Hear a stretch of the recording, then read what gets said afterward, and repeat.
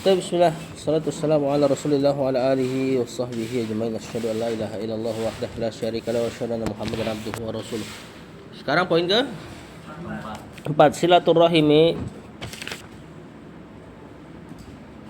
Kemarin poin ketiga terakhir yang itu ya, yang Rasulullah SAW ceramahin kerabat-kerabatnya sampai Fatimah, benar kan? Iya. Poin keempat, silaturahimi bitasadduqi alaihim in kanu fuqara. Silaturahim dengan bersedekah jika kerabatnya fakir.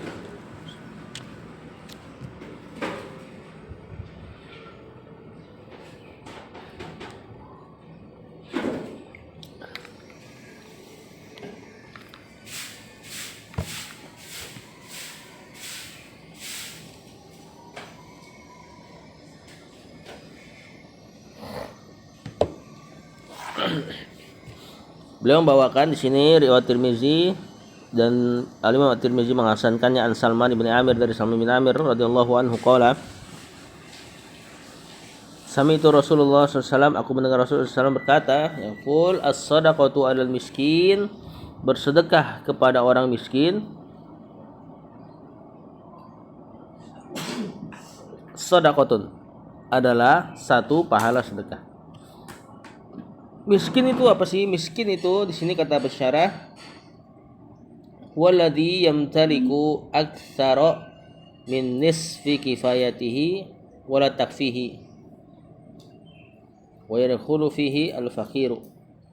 Miskin itu orang yang punya setengah harta dari kebutuhannya. Kebutuhannya sekian sebulan, dia cuma punya setengahnya. Ini miskin. Banyak pendapat lain terkait perbedaan antara miskin sama fakir. Ala kulli hal, intinya sedekah kepada orang miskin, sedekah. Satu pahala sedekah. Wahya ala dzirrahim, dan sedekah kepada kerabat plus miskin. Tentunya kalau disebut sedekah nggak mungkin antum ngasih orang kaya ya. Kalau ngasih orang kaya apa namanya? Hadiah. Kalau ngasih orang miskin, sedekah.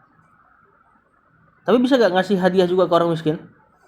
Bisa. Jadi kalau hadiah lebih umum dia, ya. Dan hadiah tujuannya dalam rangka menimbulkan kecintaan. Jadi antum ketika kasih hadiah, harapannya si penerima senang sama antum. Nanti dalam kebutuhan dakwah dan sebagainya. Adapun sedekah enggak, sedekah untuk membantu. Nah, kata Rasulullah SAW, sedekah kepada kerabat, shadaqatun wasilatun, maka terdapat dua pahala, pahala sedekah dan pahala silaturahim. Nah, ini belum ada di kita nih yang benar-benar sengaja silaturahim, misalnya ke rumah paman ibunya, bukan belum ada ya, jarang lah di antara kita. Kemudian dia datang, dia kasih dalam rangka benar-benar sedekah. Ya. Kalau di kita tadi anak katakan silaturahim di orang kita masih tergambar seperti kumpul-kumpul makan-makan. Biasanya orang miskin yang suruh nyuci piring. Anda nggak tahu terjadi apa enggak di keluarga antum. Keluarga ngumpul semua di rumah salah satunya, misalnya rumahnya kakek atau neneknya biasanya. Kemudian ngumpul semua, yang kaya biasanya dialah yang traktir, yang miskin yang nyuci piring ntar. Nah, ini tentu nggak baik, ya. Jadi kayak terkasta-kasta. Kemudian kata penulis, qala al-Bukhari radhiyallahu anhu, hadatsana Abdullah bin Yusuf akhbarani Malik an Ishaq bin Abdullah bin Abi Talha annahu sami'a Anas bin Malik radhiyallahu anhu yaqul, perawi mengatakan dia mendengar Anas bin Malik mengatakan, kana Abu Talha, dulu Abu Talha ini suaminya Ummu Sulaim kalau enggak salah, aktsarul ansari bil Madinati malan, adalah orang yang paling kaya di Madinah. Abu Talha min nakhlin, tapi dari sisi kurma, maksudnya kurmanya paling banyak. Wa kana ahabbu amwalihi, dan sebaik-baik atau harta yang paling ia cintai gitu ya, ilaihi bayruha, sumur bayruha, ada sumur. Wa kanat mustaqbilatal masjid, ini sumur dekat banget sama Masjid Nabawi. Wa kana Rasulullah sallallahu alaihi wasallam yadkhuluha wa yashrabu min ma'in fiha. Rasul sering masuk ke dalam sumur tersebut, maksudnya ke area sumur, ke area kebun kormanya si Abu Talha, terus minum dari sumur itu. Zaman dulu ingat ya, sumur bersih-bersih. Air hujan juga bisa diminum. Kenapa kalau sekarang nggak bisa diminum? Ya kotor. Kenapa kotornya? Kalau air hujan kotor dari mana? Hah? Polusi. Ya, asap kita tuh kotor. Kemudian kata penulis, mimma infiha toyim, dari air yang bagus di sana. Kalau Anas berkata, falamma unzilat hadhil ayah, tatkala turun ayat ini, Allah katakan lan tanalul birra, kalian tidak akan, pakai lan berarti tidak akan. Tanalu, meraih, albirra, kebaikan. Di sini kata para mufassirin, surga. Kalian tidak akan meraih surga. Hatta tunfiku mimma tuhibbun, sampai kalian menginfakkan apa yang kalian cintai. Tapi di sini pakai minma. Min di sini tabid, berarti kalian tidak akan menggapai surga atau kebajikan yang sempurna sampai kalian menginfakkan di antara yang kalian cintai. Antum suka terhadap sesuatu, sesekali infakkan, ya, supaya dapat fadilah amal, ayat ini. Minimal seumur hidup sekali deh, rasain.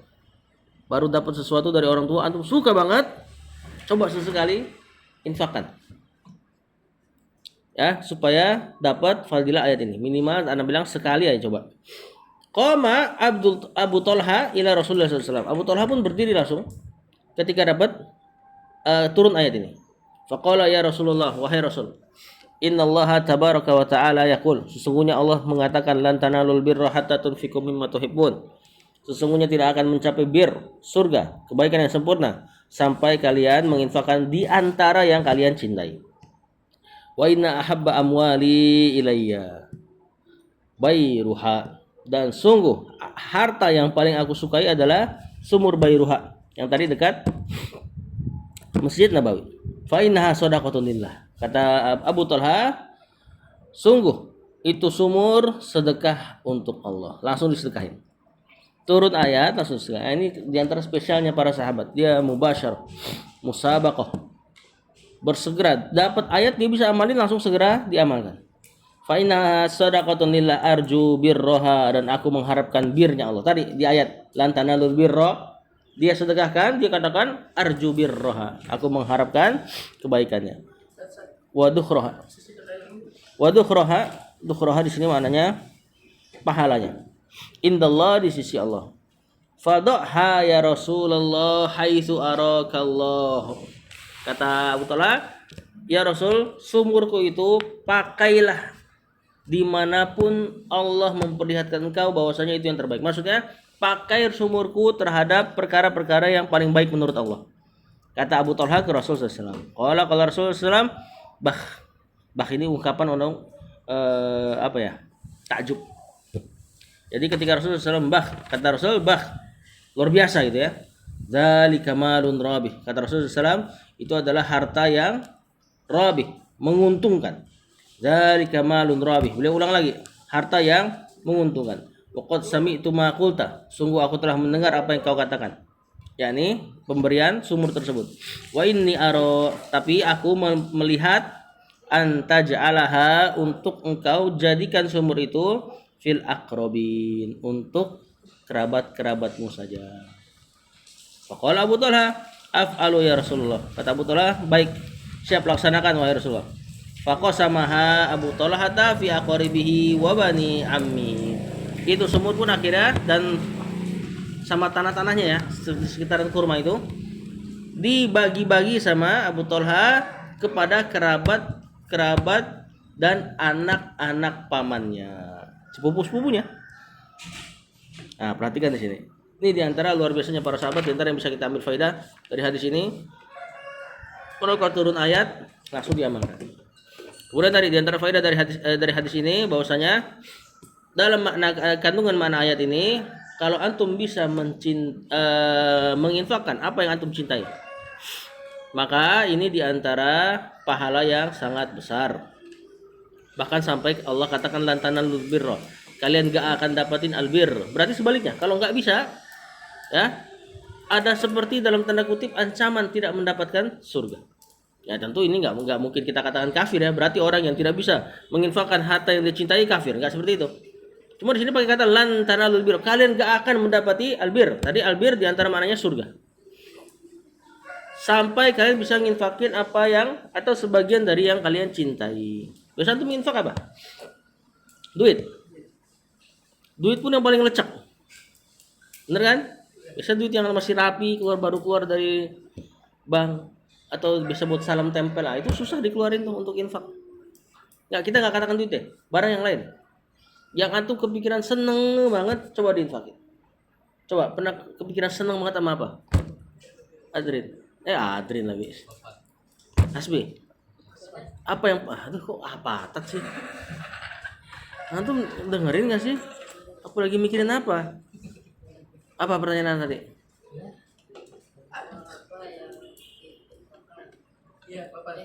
Barang apa yang paling antum pernah cintain gitu loh?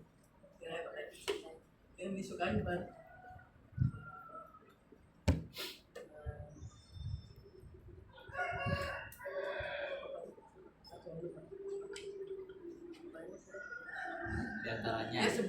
Coba, siapa yang bisa jawab? Coba diantaranya apa? Apa? Yang antum pas dapat tuh seneng banget. Atau ini barang antum banget gitu loh. Buku apa?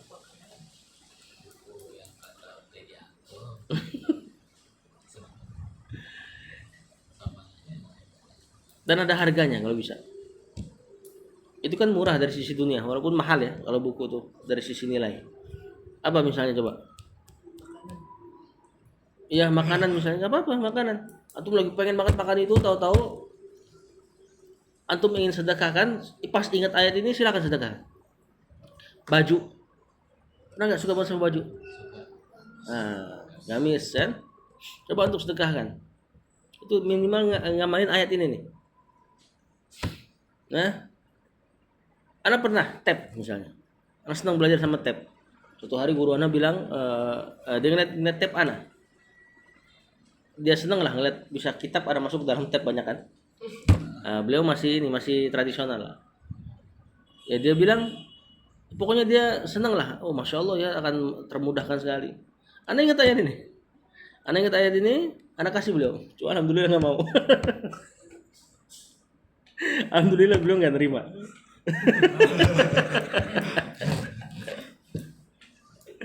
Cuma ingat Rasulullah SAW man hamma biha, apa hadisnya tuh, barang siapa yang berniat untuk berbuat kebaikan walam ya'malha, terus fa in hamma bihasanatin walam ya'malha, gimana hadisnya? Kata wallahu indahu hasanatan kamilah. Mudah-mudahan Anda sudah dapat hasanatan kamilah. Kata di antara juga antum perhatikan sifat Rasulullah SAW. Ketika dikasih, ya beliau malah kasih ke suruh Abu Thalha untuk kasih ke kerabatnya. Ini di antara sifat Rasulullah SAW yang gak akan didapati oleh banyak orang. Ini sifat nusah namanya, nasihat. Kemarin Anda ingat gak nasihat Anda terjemahkan apa? Iradatul khairi lil ghairi. Atau bahasa Indonesianya kita terjemahkan dedikasi deh. Dedikasi itu apa? Ngorbanin buat orang lain. Berdedikasi, ngerti kan? Biasa dalam bahasa Indonesia ada tuh pelajaran sejarah. Nah lihat Rasulullah SAW dikasih ini sumur. Kalau antum dikasih sumur ngapain? Wah alhamdulillah makasih ya Abu Thalha. Rasulullah SAW jadikan sumurnya buat kebaikan si Abu Thalha. Kata Rasulullah SAW, kasih kepada aku melihat bahwasanya engkau menjadikannya kepada kerabat-kerabatmu saja. Akhirnya dibagi sama Abu Thalha. Ya, dia enggak oportunis. Oportunis itu apa ya? Pokoknya apa ya? Ngambil manfaat buat dirinya sendiri dari orang-orang sekitarnya. Padahal beliau layak loh. Beliau raja, beliau nabi saat itu, beliau panglima perang. Sama kayak hadis-hadis yang ini, orang tua. Beberapa orang dari sahabat datang pengen perang, terus sama Rasulullah SAW ditanya, orang tuamu gimana? Gak ngizinin nggak? Kata dia nggak. Suruh pulang sama Rasul. Padahal lumayan tuh buat nambahin pasukan sayap kiri kayak. sayap kanan. Semua disuruh pulang sama beliau. Nah, ini sifat yang hendaknya nanti ada pada antum kalau jadi dai. Kalau jadi dai, pikirkan kebaikan yang terbaik buat umat. Jangan mentang-mentang dai. Biasa donatur ada aja kalau dai itu. Ya, ngasih ini, ngasih itu, ngasih mobil, suruh pakai dan sebagainya. Ya pakai kalau misalnya memang ada manfaat pakai. Misalnya antum selalu kemana-mana naik motor dikasih mobil suatu hari, alhamdulillah. Nanti ada lagi ngasih mobil, mereknya lebih bagus. Kalau misalnya udah ada mobil, ngapain dikasih mobil lagi? Ya, mending diarahkan ke yang lain. Seperti anda dengar beberapa ustadz kita punya mobil dikasih, kemudian dikasih lagi mobil yang kedua yang mahal dijual, hartanya untuk itu. Anaknya seperti ini, ya punya sifat nusuh. Ya dan yang terakhir faedah yang kita petik tentu yang judul babnya. Bahwasanya Rasulullah SAW tadi melihat bahwasanya atau berpendapat bahwasanya ini harta lebih baik ke dikasih kerabatnya Abu Talha. Berarti sedekah ke kerabat pahalanya besar. Sampai-sampai beliau rela korbanin manfaat buat dia. Padahal ini tadi Abu Talha udah kasih ke dia loh, ke Rasulullah SAW. Tapi dikasih ke kerabatnya Abu Talha. Berarti ada masalah lebih besar ketika seseorang ngasih manfaat ke saudara-saudaranya, bahkan ketimbang dikasih ke Rasulullah SAW. Padahal kalau Rasulullah SAW punya harta manfaat gak? Manfaat. Ya. Nomor kelima, poin kelima, takdimul hadaya lil arham. Bahkan mendahulukan hidayah untuk kerabat juga. Kalau ada hadiah-hadiah, nah ini tadi sedekah, sekarang hadiah, berarti sekarang arahnya ke kerabat yang mungkin gak miskin.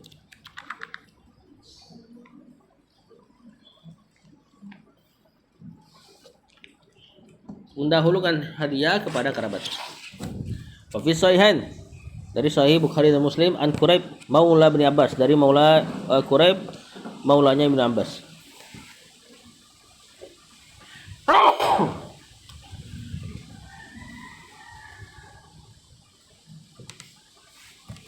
Anna Maimunah, bahwasanya Maimunah bintul Haris radhiyallahu anha, Maimunah bintul Haris ini di antara istrinya Nabi SAW. Akhbarathu, telah mengkhabarkan kepada dia. Dia mengkhabarkan kepada Ibnu Abbas kalau nggak salah sih. Annaha ataqat walidatan, bahwasanya dia telah membebaskan seorang budak. Budak saat itu mahal ya. Budak kalau dibebasin berarti kita kehilangan potensi untuk menjual dia, dan harganya luar biasa. Budak itu lebih daripada mobil-mobil, ya, kendaraan-kendaraan. Walam tastazin an-nabiyya, tapi Maimunah ini ketika bebasin budak dia enggak minta izin kepada Nabi. Budak ini tahu ya, orang yang seperti ditawan dan sebagainya. Zaman dulu sudah dari dulu ada perbudakan. Islam datang mengatur perbudakan dan akhirnya sekarang hilang. Jadi budak itu ya dia nggak bisa bebas, dia harus bekerja untuk tuannya, tapi dikasih makan tentunya, dididik. Kalau dalam Islam, sebelum Islam budak diapain aja boleh, untuk ikat kek, untuk gebuk kek. Islam datang diatur, di antaranya yang nggak boleh dipukul dan sebagainya. Kalau dipukul bisa bebas. Nah, Islam datang mengatur perbudakan, bukan berarti Islam menyetujui perbudakan. Perbudakan sudah dari dulu lebih parah daripada Islam. Ya. Diikat, dipasung juga terserah, ya, diperkosa dan sebagainya boleh. Dalam Islam boleh disetubuhi, budak boleh disetubuhi. Tentunya yang lawan jenis, tentu punya budak perempuan misalnya, boleh disetubuhi. Tapi itu pun ada niat besar. Nanti si anaknya si budak yang hamil misalnya dari antum, misalnya kita punya budak, anaknya bebas sama budak, apa merdeka apa budak? Merdeka, karena antum bapaknya merdeka, ibunya budak. Anak yang merdeka bisa membebaskan ibu yang budak. Makanya nanti banyak budak di kaum muslimin akhirnya terbebaskan semua. Sampai hari ini udah nggak ada budak. Di antara jasa Islam. Makanya kalau antum nanti dengar di YouTube, Islam gimana sih memperbolehkan perbudakan? Nah itu jangan percaya. Harus lihat secara komprehensif. Justru Islam lah yang bikin budak nggak ada sekarang. Ya. Nah di sini dibebasin sama Maimunah. Walam tasta'dzin Nabi, dan dia enggak minta izin kepada Nabi SAW. Falamma kana yaumuhal ladzi yaduru 'alaiha fihi, dan tatkala hari di mana Rasul SAW dapat giliran di rumah Maimunah, beliau istrinya banyak. Jadi per malam tidurnya ganti. Paham? Diputar terus. Rasulullah SAW punya istri banyak. Yang pertama misalnya tidur di rumahnya Aisyah, besoknya rumah setelahnya, besoknya rumah setelahnya, besoknya rumah setelahnya. Sampai ketika giliran Maimunah, qalat Maimunah ngomong sama Rasulullah SAW, asy'arta ya Rasulullah, ngerasa gak kamu wahai Rasul? Maksudnya ngerasa gak si budaknya udah nggak ada, yang biasa bantu-bantu bakarin kayu bakar dan sebagainya, nyari kayu bakar. Kata Maimunah, kau ngerasa gak? Anni a'taqtul walidati. Sesungguhnya aku telah membebaskan budakku tersebut. Qala awa fa'alti. Kata Rasulullah SAW, kamu bebasin dia. Kata Maimunah, qalat na'am. Kata Maimunah, iya. Qala kata Rasulullah SAW, amma innaki law a'taitiha akhwalaki. Coba aja kamu kasih tuh budak kepada paman-pamanmu saja. Kana a'dhamu li ajriki, itu lebih besar pahalanya untukmu. Lihat ya, hadiah tuh. Bahkan ketimbang disedekahkan, bebasin budak kan sedekah berarti. Ya kan? Dikasih bebas tuh. Ketimbang disedekahkan, lebih disukai ngasih hadiah ke kerabat. Ya, nah tadi kaum muslimin di kita nih sama kerabat masih agak gimana gitu. Dia lebih pilih sedekah ke masjid. Ya walaupun sedekah ke masjid bagus. Ya, kalau sama saudara ngasih duit ngerasa pelit dia. Lebih mending kasih ke orang miskin. Padahal ngasih ke sedekah, ngasih ke saudara lebih bagus. Apalagi di sini babnya bukan sedekah tadi, hadiah. Ya, lebih suka ngasih hadiah ke teman. Padahal kalau ke saudara lebih besar pahalanya. Yang keenam. Tadi ada sedikit catatan dari pensyarah di sini, kata beliau al-hibatu lidir rahim afdal minal itqi. Hadiah kepada kerabat lebih utama daripada bebasin budak. Karena bebasin budak pahala besar.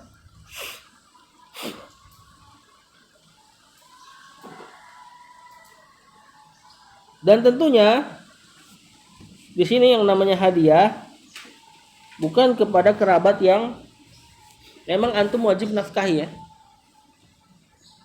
Misal ada kerabat yang miskin sekali antum menanggung nafkahnya, ya itu mah bukan hadiah, tapi nafkah, lebih tepatnya ke nafkah. Yang keenam, muqabalatul qati'ati bisilati wasayyiati wasayyiati bil hasanati. Melawan pemutusan hubungan dengan menyambungnya.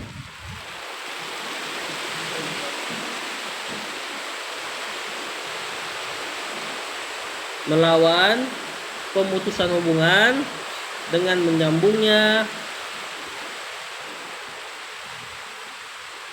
atau membalas ya, melawan atau membalas boleh terserah. Dan membalas keburukan dengan kebaikan.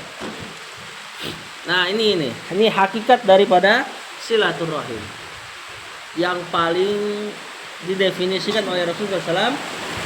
Ketika ditanya apa itu silaturahim, Rasul katakan engkau menyambung hubungan kepada kerabat yang memutuskan hubungan denganmu. Allah Ta'ala, Allah katakan walladzina yasiluna ma amarallahu bihi ayyusal wa yakhshawna rabbahum. Allah memuji orang-orang yang menyambung apa-apa yang Allah suruh untuk sambung. Maksudnya hubungan kerabat tadi, silaturahim. Wa yakhshawna rabbahum, dan mereka takut kepada Allah.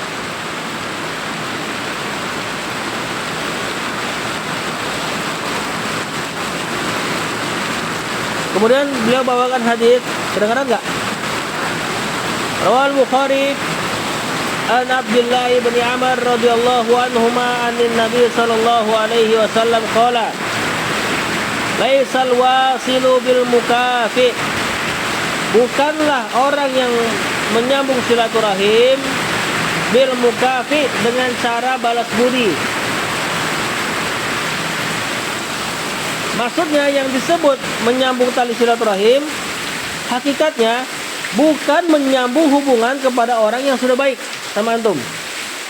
Dari antum punya om semua baik-baik, satu yang mutusin hubungan sama antum. Antum dianggap sudah melakukan silaturahim kalau antum sambung hubungan dengan yang tadi mutusin antum. Kalau yang baik-baik ya emang karena dia baik aja sama antum baik sama dia. Makanya kata Rasulullah SAW, laisal wasilu bil mukafi. Menghubungkan tali silaturahim itu bukan dengan cara balas budi. Walakinil wasil, akan tetapi yang menghubungkan tali silaturahim adalah allazi idza quti'at rahimuhu wa salaha. Yaitu orang-orang yang diputus hubungannya lalu dia berusaha menyambungnya. Nah, ini yang paling besar pahalanya. Ini yang nanti kata para ulama yang nanti meluaskan rizki. Kemudian apalagi kemarin diantara faidah menyambung silaturahim panjang umurnya yang kayak gini nih, yaitu menghubungkan tali silaturahim kepada saudara yang mutusin antum. Misalnya saudaranya musuhan sama bapak antum, banyak gak kayak gitu? Orang tua kita punya masalah sama saudara-saudaranya, ada gak kayak gitu? Nah, biasanya anak-anaknya juga ikut tuh. Anaknya dia nggak mau berteman sama anaknya bapak antum. Siapa anaknya bapak antum? Siapa anaknya bapak antum? Ya antum. Anaknya dia nggak mau temenan sama antum. Diajarin untuk musuhan. Nah, yang kayak gini nih yang harus disambung. Susah gak nyambung orang yang mutusin hubungan? Insya Allah enggak. Kalau antum punya duit, insya Allah enggak. Ya, datang bawa makanan, datang bawa hadiah-hadiah. Insya Allah lembut hati orang. Ya. Ya tadi kata Rasulullah sallallahu alaihi wasallam bil mukafi, bukanlah penghubung tali silaturahim adalah orang yang mukafi, yakni balas budi, mukafah. Walakin al-wasilul ladzi idza quti'at rahimuhu wasalaha. Akan tetapi orang yang menghubungkan tali silaturahim adalah yang jika ia diputuskan hubungannya dia menyambungnya. Rawi Muslim an Abi Hurairah, meriwayatkan Imam Muslim dari Abu Hurairah radhiyallahu anhu anna rajulan qala ya Rasulullah. Seorang berkata, wahai Rasulullah, innali qarabatan, sungguh aku punya seorang kerabat. Asiluhu wa yaqtauni. Kusambung hubungan kepada dia, mereka malah memutuskan hubungan denganku. Wa usinu ilaihim wa yusiuna ilayya. Aku berbuat baik, mereka malah berbuat buruk kepadaku. Wa ahlumu anhum wa yajhaluna alayya. Aku memaafkan mereka, tapi mereka malah yajhaluna alayya. Mereka berbuat bodoh terhadapku. Maksudnya dengan perkataan-perkataan yang buruk dan perbuatan-perbuatan yang buruk. Faqala, kata Rasulullah SAW katakan, lihat, la in kunta kama qulta, kalau memang kamu seperti yang kamu katakan, buat baik dibalas buruk, nyambung tali silaturahim diputusin, ya, maafin mereka malah dijelek-jelekin. Kalau engkau berada di atas apa yang kau katakan, faka'annama, maka seolah-olah tufsifuhum al-malla, engkau sedang memberi mereka makan dengan debu panas. Debu panas ini maksudnya azab lah. Jadi perbuatan baikmu itu tetap dianggap pahala, dan mereka yang berbuat baik, berbuat buruk tetap dianggap dosa. Jadi nggak usah ngerasa rugi. Wala yazalu ma'aka minallahi dhahirun alaihim. Dan kalau engkau berada seperti itu, senantiasa Allah akan menolong engkau di atas mereka.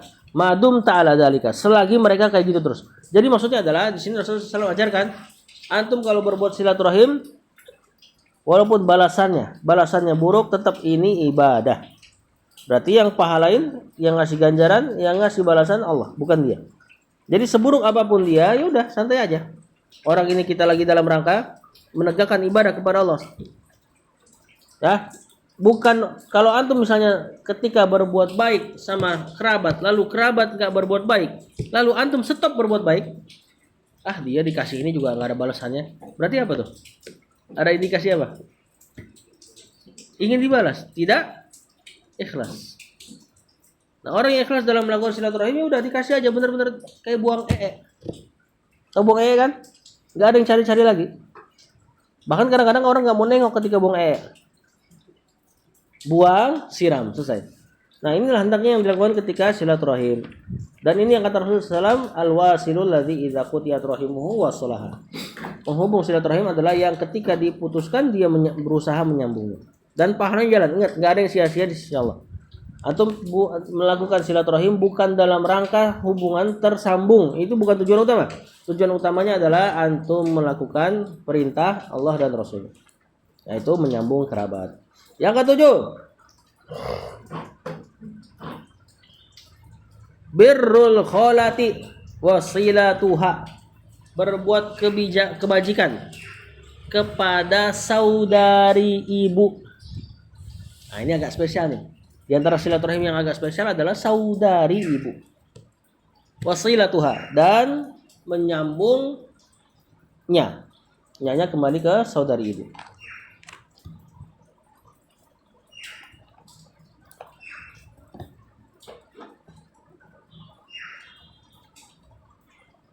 Terkait poin yang tadi, sekedar anak ingatkan, berarti posisinya dibalik. Kalau antum punya kerabat baik banget dan antum tidak berbuat baik, hati-hati. Berarti antum seperti lagi dicekokin debu panas tadi. Paham nggak? Kita balik posisinya. Tadi kan sahabat ini nanya ada kerabat yang dia berusaha nyambung, kerabatnya nggak mau. Terus kata Rasul, berarti kamu lagi ngasih makan dia tapi dengan makan debu panas. Maksudnya kamu dapat pahala ngasih makan, dia dapat adab. Nah, posisinya kalau antum punya saudara baik, antumnya enggak, hati-hati. Berarti antum seperti di kondisi kerabatnya si sahabat yang nanya sama Rasulullah SAW tadi. Dia berbuat baik sama antum dapat pahala, antum karena enggak berbuat baik sama dia, antum dapat adab. Yang ketujuh tadi, berbuat baik kepada atau berbuat kebajikan kepada saudarinya ibu, kholah atau kholah ya. Kholah bibi dari garis ibu. Wasilatuha. Rawal Bukhari anil Bara' bin Azib radhiyallahu anhu qala Rasulullah sallallahu al khalatu bimanzilatil ummi. Mana al khalatu bimanzilatil ummi? Al khala bimakani ummi. Mana manzil? Kedudukan. Ya, ibu itu bibi dari garis ibu ya, seperti kedudukan ibu antum. Makanya beliau agak spesial. Punya gak? Punya bibi dari garis ibu gak? Ada yang gak punya? Kalau gak punya ya udah gak apa-apa, gak usah diamalkan. Nah, si bibi dari garis ibu ini sedikit lebih spesial. Bahkan dikatakan kalau wafat ibu antum, maka bakti antum pindah ke mereka, ke saudarinya ibu. Bahkan sebagian ulama, kita lihat coba di syarah di sini, al-khawatu fil hadonah, dalam khidmat. Jadi bibi antum seperti ibu antum dalam keadaan khidmatnya, khidmat antum kepadanya.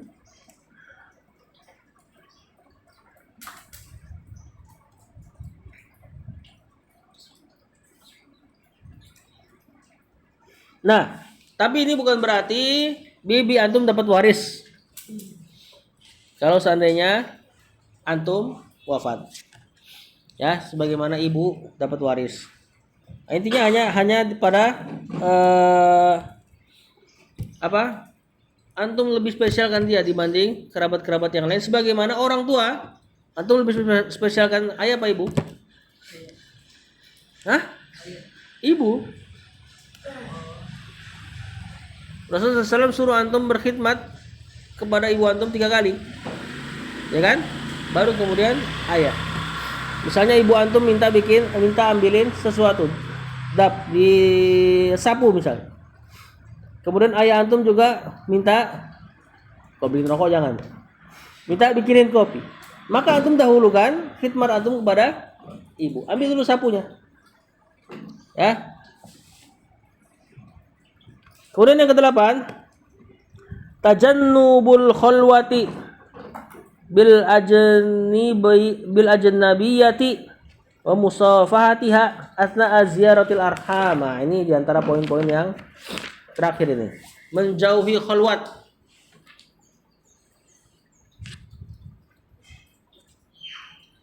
Dan bersalaman kepada ajnabi. Tulis aja ajnabi. Apa ajnabi? Perempuan-perempuan yang bukan mahram. Tatkala mengunjungi kerabat. Nah, ini maksudnya mirip-mirip sama kondisi kita ketika lebaran. hati-hati, jangan khalwat sama ajnabi. Siapa ajnabi antum? Yang saudara rahim tapi bukan mahram. Anaknya bibi atau bahasa kita sepupu. Sepupu bukan mahram. Ya, jangan ini rahim saya nih. Saudara saya, cipika-cipiki.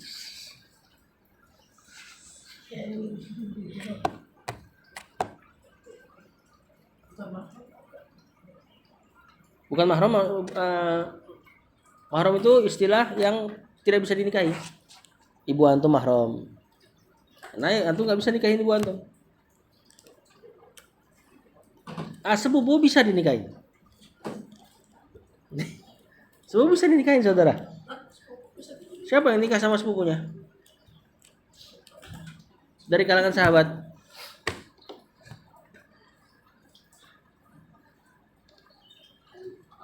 Ali bahkan sama ponakannya. Benar gak? Ali itu anaknya Abu Thalib. Rasul itu anaknya Abdullah bin Abdul Muthalib. Rasul dan Ali sepupuan. Benar gak? Rasul punya anak, berarti ponakannya Ali. Nikah boleh. Siapa lagi? Banyak di kalangan sahabat banyak.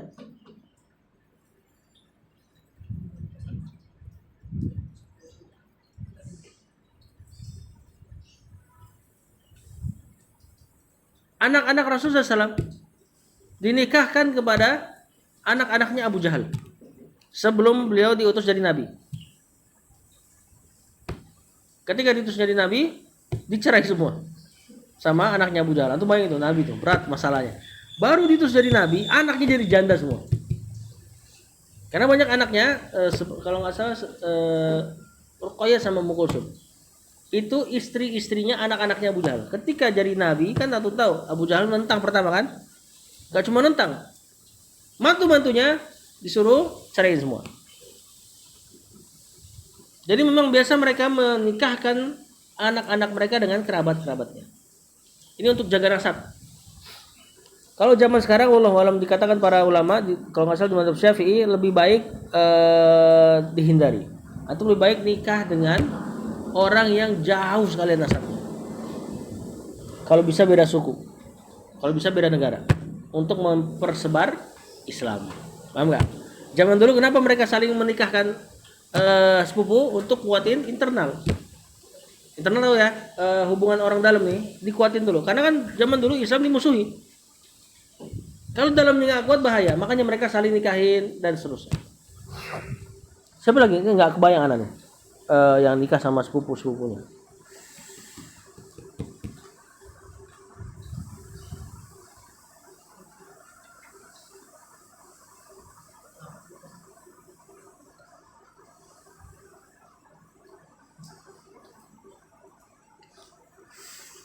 Aduh.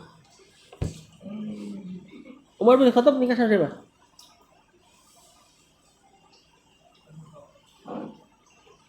Ada riwayat ya Umar bin Khattab nikah sama. Rasulullah SAW nikah sama anaknya Umar. Siapa?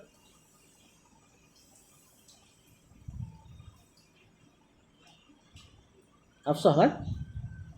Rasulullah SAW juga nikah sama anaknya Abu Bakar. Siapa? Aisyah. Kemarin yang unik loh, Zaid bin Harithah. Oh, di kelas 3. Zaid bin Harithah nikah sama Ummu Aiman. Zaid bin Harithah anak angkatnya Nabi SAW. Dinikahkan dengan seorang perempuan berkulit hitam, Ummu Aiman. Ummu Aiman ini siapanya Rasulullah SAW? Ibu persusuan. Ummu Aiman diantara yang pertama nyusuin Rasulullah SAW ketika masih bayi. Itu nanti nikah sama anak angkatnya Rasulullah SAW, Zaid bin Harithah. Jomplang kayaknya usianya. Entah jomplang usianya atau Ummu Aiman ketika nyusuin Rasulullah SAW, usianya masih sangat muda. Dan gak masalah. Gak aib. Antum nikahin nenek-nenek misalnya. Gak aib. Kalau solehah. Apalagi kalau alimah, syekhah.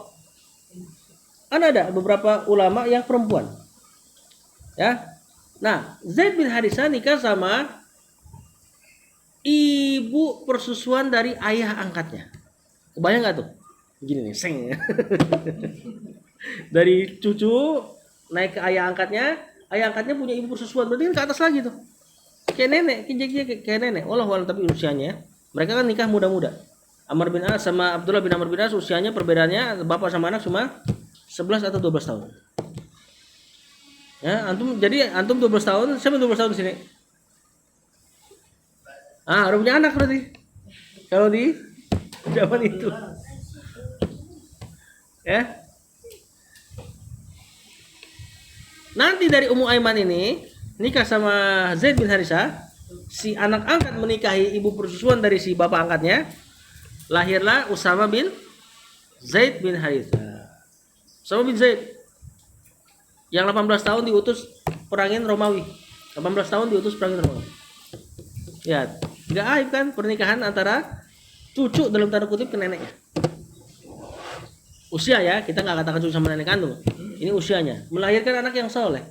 Usama bin Zaid bin Harisah, cucu angkat Nabi SAW. Jadi di zaman itu mereka terbiasa melakukannya. Nah, beliau di sini bawain ayat Allah Ta'ala. Allah katakan, ala kulli hal, intinya di sini masih tentang ini ya, larangan antum bermudah-mudahan dengan yang bukan mahram, walaupun di sini dianggap saudara. Kalau di sini kan sepupu dianggap saudara. Kalau antum melakukan ini asing di keluarga antum, misalnya antum nggak mau salaman sama sepupu karena mahramnya, mesti antum diomelin sama orang tua antum kalau awam. Gak boleh gitu katanya gitu. Dicubit sini gitu. Allah Ta'ala, Allah katakan, wa qul lil mu'minat, katakanlah kepada orang-orang beriman yang perempuan, yaqdudna min absarihinna, hendaknya para perempuan-perempuan itu menundukkan pandangan mereka. Jadi yang disuruh nundukin pandangan juga perempuan. Atau jangan kira laki-laki doang. Laki-laki suruh nundukin pandangan dari aurat perempuan, perempuan juga disuruh nundukin pandangan dari aurat laki-laki. Wa yahfadna furujahunna, dan hendaknya para perempuan itu memelihara kemaluannya, maksudnya kehormatannya. Wala yubdina zinatahunna, dan perempuan itu hendaknya tidak memperlihatkan zinahnya, perhiasannya. Di antara mana perhiasan? Tempat-tempat yang menjadi tempat-tempat di tubuh mereka yang jadi perhiasan yang bisa menarik syahwat laki-laki. Apa itu saudara? Tawa. Ya itu. Ya, bagian bokong atau payudara, bahkan sampai kaki. Makanya perempuan dulu dilarang pakai gelang kaki. Gelang kaki yang berbunyi. Kalau yang dia jalan orang akan nengok. Akhirnya terlihatlah lekuk tubuhnya. Nah di sini kata Allah, hendaklah para perempuan tidak menampakkan apa yang menjadi perhiasannya. Rambutnya diantaranya. Illa ma zahara minha, kecuali yang memang biasa terlihat darinya. Seperti wajah, mata. Nah, ini nggak bisa untuk tutupin ya udah. Wal yadribna bi khumurihinna ala juyubihinna, dan hendaknya para perempuan itu membentangkan jilbab-jilbab mereka sampai dada. Ditaruh dari atas ke bawah. Ini hakikat berjilbab yang paling benar adalah menutupi ini. Ini enggak ngebentuk. Jilbab yang benar ini enggak terbentuk. Perempuannya ditutup dari atas sampai ke dada. Paling minimal di dada. Paling bagus lagi ya sampai ke tangan juga tertutup. Dan ini harus tertutup. Maksudnya enggak ngebentuk begini. Kalau ada jilbab masih ngebentuk ini, nah ini masih kurang dalam menutup aurat. Jadi sebisa mungkin ya begini, ngelebar begini. Nah ini diantara dalil yang dipakai para ulama, wajah termasuk aurat. Karena kalau tutupin dari atas ke bawah, mesti ketutup gak wajahnya? Pasti ketutup. Nutupin kain dari atas ke bawah. Dan mereka pakai kain dulu ya. Antum jangan kira bisa beli cadar di Tanah Abang mereka. Tengahnya lubang, enggak, mereka pakai kain.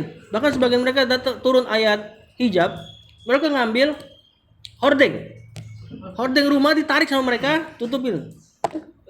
Ini dalam rangka taatnya para sahabat ketika dengar ayat. Kayak tadi Abu Thalha, dengar ayat langsung diamalkan.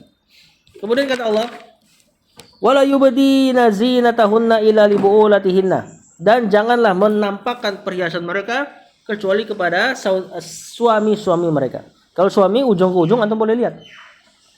Ya, dari ujung kepala sampai ujung kaki. Enggak ada aurat yang tertutup sampai lubang-lubangnya. Lubang depan, lubang belakang. Au abaihinna atau ayah-ayah mereka. Au abai buulatihinna atau ayah-ayah dari suaminya. Boleh dilihat. Ingat. Jangan langsung bingung antum. Auratnya suami dengan auratnya si perempuan dengan bapaknya beda. Ya, jangan dikira di sini Allah membolehkan menampakkan perhiasan kepada suami dan ayahnya. Ayahnya dia dan ayahnya suami. Bukan berarti sama auratnya. Si ayahnya boleh ngeliat dari ujung ke ujung juga.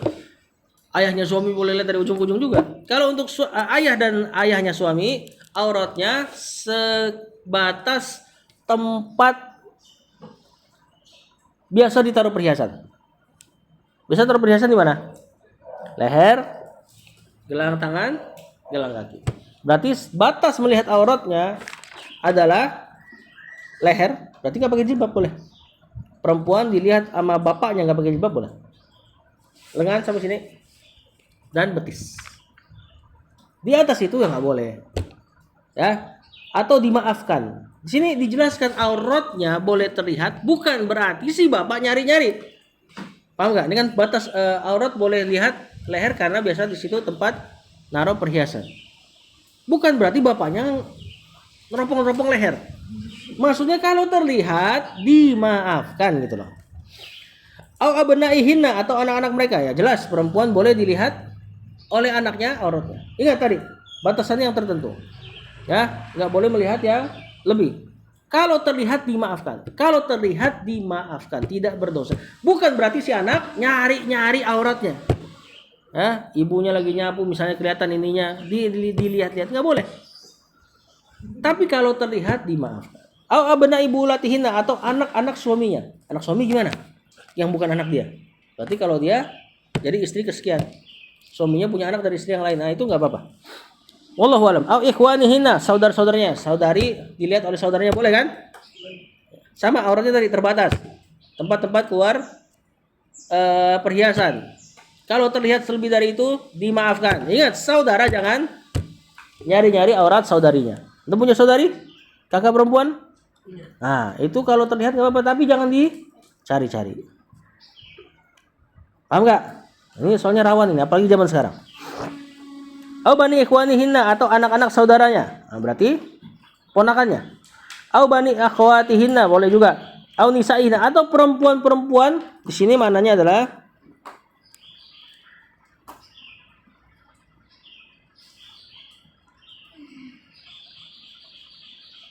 para perempuan muslimah boleh saling melihat aurat muslimah yang lain. Ingat, ada batasannya. Sebagian ulama ada yang mengatakan payudara nggak termasuk. Jadi mereka boleh saling melihat. Sebagian ulama bilang untuk kehati-hatian tetap batasannya di tempat perhiasan tadi. Lihat, nisaihinna pakai domir. Mudhafun ilaih. Perempuan-perempuan mereka. Enggak dikatakan nisa atau pakai alif lam an nisa. Boleh melihatkan perhiasan pada perempuan-perempuan mereka. Maksudnya adalah perempuan-perempuan muslimah saja. Kafir boleh dikasih lihat. Ibu antum bercadar, datang orang kafir perempuan, boleh gak kasih rambutnya lihat? Perempuan. Kenapa gak boleh? Pertama ini dalilnya. Kalau katakan nisaihinna, berarti ada hanya muslimat. Bahkan kata para ulama, muslimat yang tolehah, lawan kata dari soleha, sama dihukumi kayak orang kafir, nggak boleh lihat aurat perempuan. Kenapa? Orang kafir nggak ngerti aurat. Perempuan yang nggak soleha juga sama, nggak ngerti aurat. Hah? Iya, nanti takut disebar-sebar. Mending sebarnya sama perempuan lain. Ngerinya disebar sama suaminya. Pulang, habis ngeliat misalnya saudari antum yang bercadar, dia pulang ke suaminya, mas, tadi aku ngeliat si fulana, cantik ternyata dia pakai cadar. Mas-masnya ya ngebayang lah. Diceritain lagi rambutnya begini dan sebagainya, ada warnanya rambutnya. Nah, makanya nggak boleh memperlihatkan aurat perempuan kepada perempuan lain yang tidak soleha, apalagi yang kafir. Jadi jangan antum kira sesama perempuan aman semua, enggak. Aw mamalakat aymanuhunna, atau para budak-budak. Nah, karena budak-budak memang diperbolehkan untuk melihat aurat, karena seandainya antum punya budak kemudian lawan jenis, auratnya yang harus dijaga, nggak bisa ngapa-ngapain antum di rumah. Benar nggak? Karena budak pasti ada di rumah terus, bantuin antum dan sebagainya. Budak ya, bukan bantu ya, beda ya. Nah, maka dimaafkan auratnya. Awit tabiina ghairi ulil irbah. Di sini mana tabiin ghairi irbah? Anak-anak kecil yang sering bolak-balik ke rumah yang belum ada syahwat kepada perempuan. Nah, kapan anak kecil tidak boleh melihat aurat? Bukan ketika balik. Bukan ketika tamis. Tamis itu bisa bedain mana bara, mana kurma. Kata para ulama gitu. Berarti usia 4 tahun, 5 tahun bisa tamis. Balik kalau sudah mimpi maksimal 15 tahun. Nah, anak kecil nggak boleh melihat aurat perempuan. Kapan? Patokannya bukan tamis, bukan balik. Kalau antum udah ngelihat dia melongok ketika ngelihat perempuan, berlezat-lezat, walaupun misalnya usianya 3 tahun, tapi misalnya ngeliatin perempuan kayaknya enak banget. Nah, itu udah berarti harus ditutup auratnya. Atau misalnya 11 tahun, udah tamis, cuman belum balik. Tapi ngeliat perempuan kayaknya nggak ada rasanya. Nah, ini wallahu alam kayaknya boleh. Boleh untuk terlihat aurat perempuan kepada anak-anak ini. Awit tifli, atau anak-anak perempuan sebelum tamis dan balik. Oh, di sini bahkan di qaid ya. Tifl berarti di bawah tamis dan balik nggak boleh. Boleh. Di atasnya nggak boleh. Wallahu a'lam. Nah, jadi kalau ada anak kecil sebelum tamis, sebelum balik, tapi udah sering berlezat-lezat dengan perempuan, ngomonginnya cewek mulu. Kan ada anak-anak kecil Jakarta, ya kan? Ngomonginnya artis ini, artis itu, berarti dia udah ngerti dengan kelezatan perempuan. Berarti dia nggak boleh lihat aurat keluarga antum yang perempuan. Ya, walaupun dia saya kan masih kecil, mau main sama si fulan, adik antum misalnya, anak kecil juga. Tapi kalau ada saudari antum lewat, oh udah begini nih. Dilihatin ujung-ujung. Berarti ini sudah harus ditutup aurat perempuan darinya. Alladzina lam yadhharu ala auratin nisa, perempuan-perempuan yang belum